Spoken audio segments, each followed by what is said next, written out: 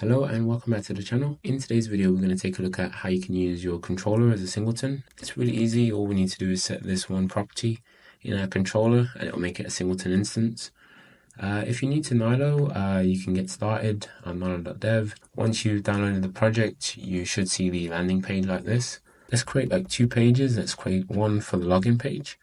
And you'll notice that I'm using -c, which just means create a controller as well. So you can see it's created a page for us and also created a controller too. And let's also do the same with the registration page. So if we do a register like that, and Nylo under the hood is going to add those routes for us automatically too.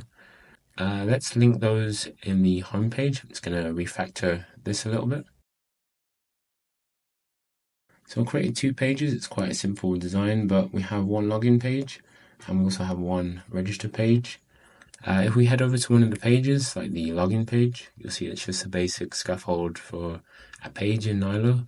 Nothing much is really happening here. We just got a view here. And the controllers, if you're new to controllers in Nylo, controllers are set at the top. So right where we have like stateful widget, you just need to reference your controller like this. And if we head into that controller, this is where we can kind of set all our data for that controller. So we could have, for example, like functions, or we could have properties. So if we just add a text editing controller here. So to make this a singleton instance, what we need to do is just set this property here equal to true. So let's copy this and set this here. And for the register page, I'm also going to add the same controller and we'll just connect it to a text field.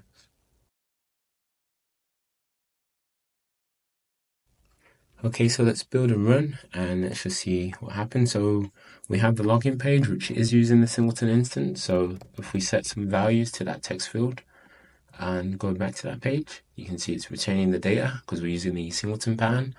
If we head over to the register page and add in some information, going back to that page, you see it's now, well, it's creating like a fresh instance each time. So it's not using the singleton pattern.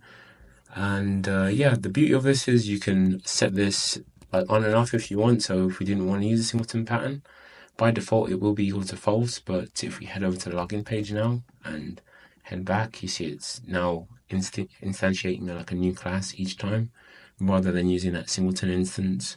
So yeah, the singleton instance is really useful. For example, if you have like a login session, or example, if you wanted to retain some data throughout a journey of your application.